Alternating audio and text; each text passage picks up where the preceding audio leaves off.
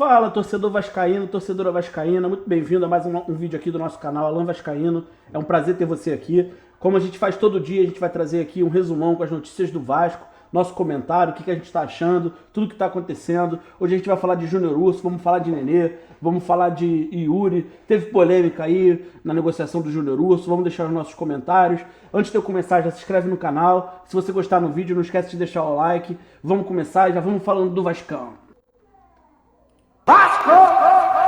Vasco sondou a situação do atacante David do Internacional. Cara, mais um jogador sondado no Vasco, são milhares, são muitos. Eu acho que a gente já chegou a 100, eu juro pra você que eu vou parar pra contar. Eu quero trazer aqui um vídeo dizendo quantos foram especulados. Mas assim, uma coisa a gente tem que entender. O Paulo Brax explicou como funciona o processo de contratação do Vasco.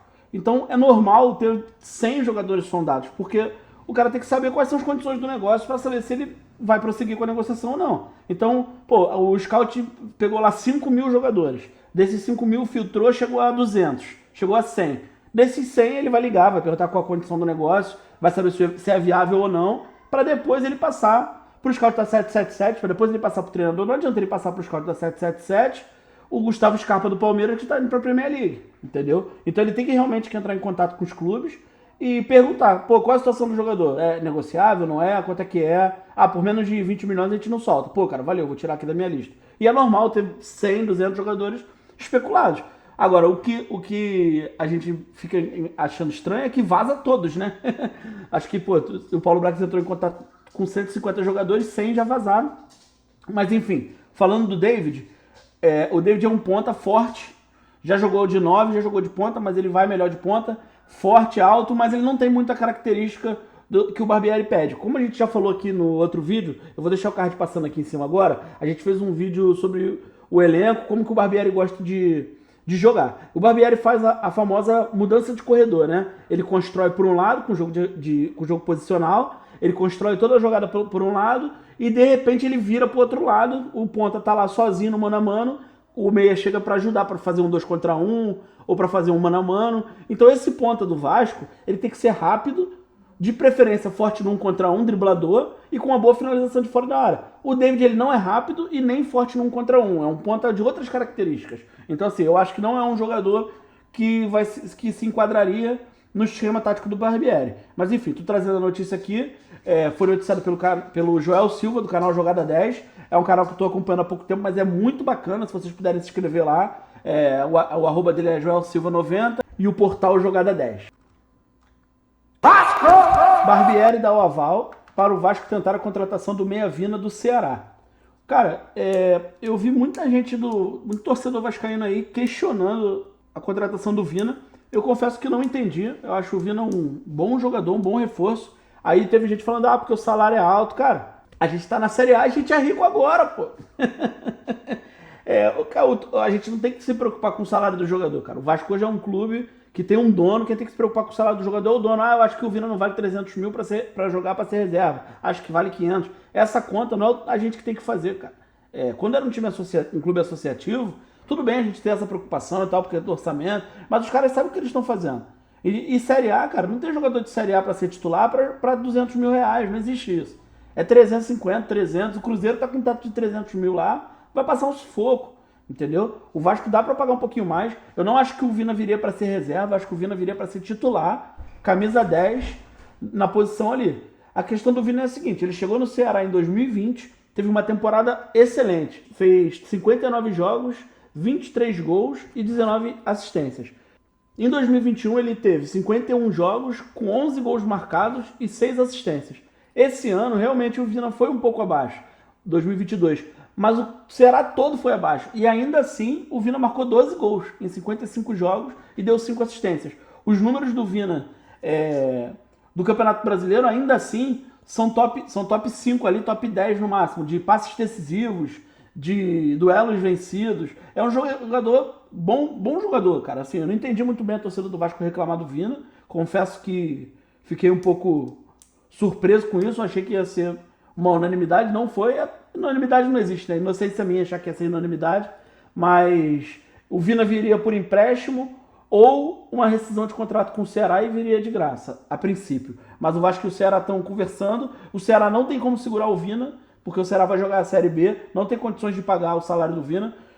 O salário do Vina, eu não vou chutar aqui para você, mas ele vai de 350 mil a 600 mil reais.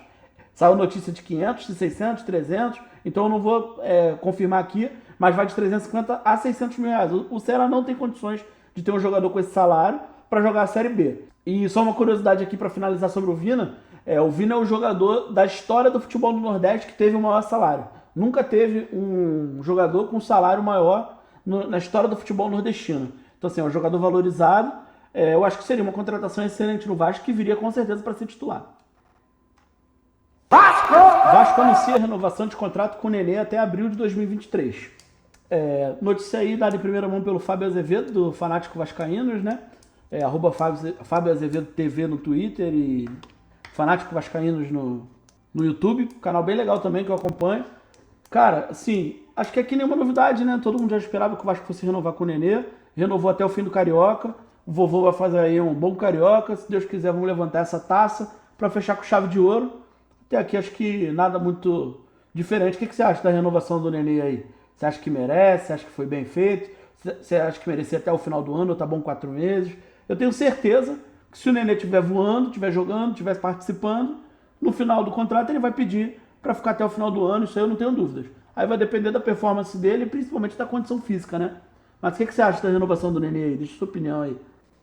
Vasco anuncia que Yuri Lara aceitou a proposta do exterior e não renovará contrato. Isso aí já era questão de tempo, né? A gente já sabia que isso ia acontecer, já tinha até trazido aqui a notícia no canal, repercutiu aí em toda a internet, você devia estar sabendo também.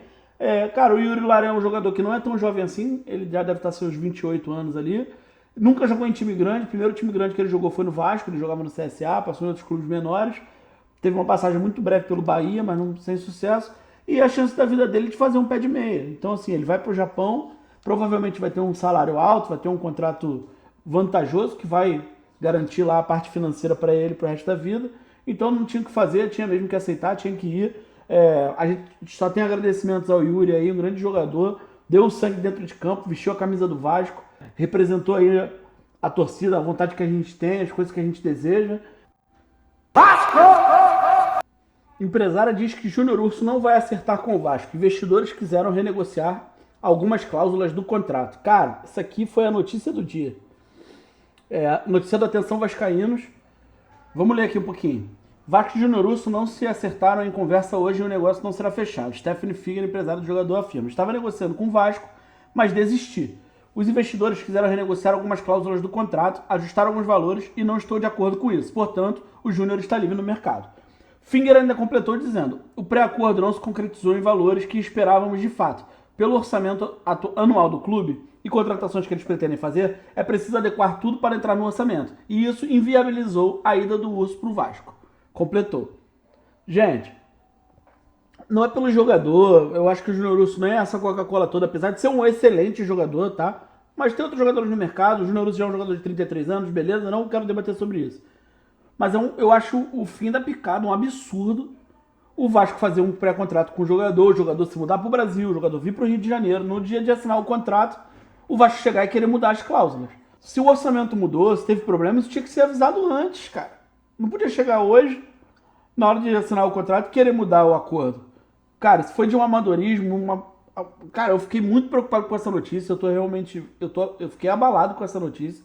Fiquei preocupado, essa notícia colocou várias dúvidas na minha cabeça. Eu sinceramente não sei o que esperar. Independente da desculpa, o Vasco já se pronunciou, tá? O Vasco já falou que realmente abriu negociação, mas não deu certo. O comunicado que o Vasco emitiu foi o seguinte: o Vasco da Gama confirma que abriu negociação com o atleta Júnior Urso, mas por motivo de desacordo em uma das etapas, a mesma foi encerrada. Irmão, não interessa o motivo, o Vasco pode ter o melhor motivo do mundo, mas eu acho que isso foi de um mau caratismo, uma falta de ética, uma falta de profissionalismo sem tamanho, tá? Eu imagino que o Vasco tenha outro jogador engatilhado para a mesma posição do Júnior Urso, que o Vasco tenha preferido e tenha decidido melar o acordo, mas foi feito da pior maneira possível. Eu vou finalizar essa notícia aqui falando que foi no estilo Eurico Miranda, essa jogada que o Vasco fez aqui. Tô totalmente preocupado, totalmente decepcionado. Confesso pra vocês que eu senti um abalo psicológico quando eu li essa notícia aqui, por causa da falta de profissionalismo que foi demonstrado nessa negociação. A gente está defendendo aqui a 777, está defendendo a SAF por causa do profissionalismo que a gente não tinha quando era um clube com diretoria amadora. Aí agora os caras vêm e metem uma dessa, pô, tudo que a gente está defendendo vai por água abaixo. Muito complicado, cara, muito complicado mesmo. Vasco disputa com o Cruzeiro e Fluminense a contratação do volante Christian do Atlético Paranaense. Cara, esse menino Christian, ele é um jogador do Atlético Paranaense jovem, se eu não me engano ele tem 21 anos. É um terceiro homem de meio campo ali, ele não chega a ser um camisa 10, mas é um pouco um volante assim que sai mais pro jogo e tal. Pro que o Barbieri precisa, seria até legal a contratação desse jogador para compor o elenco. Acho que não tem ainda idade nem maturidade profissional para ser titular. Mas o que envolve a especulação desse jogador aqui? Duas coisas que eu quero compartilhar aqui com vocês. Primeiro de todos, o Nicola, que compartilhou essa notícia, que o Vasco entrou na disputa pelo Christian, o que aconteceu? Ele divulgou que o Christian estava indo para o Cruzeiro. Quando ele divulgou que o Christian estava indo para o Cruzeiro, olha a importância de se manter segredo nas negociações.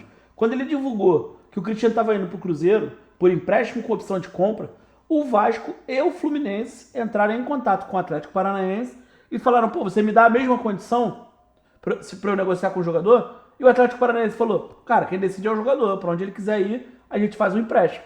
E aí o Fluminense e o Vasco entraram em contato com o jogador e fizeram propostas. Então um negócio que já estava certo para o Cruzeiro pode babar porque a notícia vazou. Olha que loucura.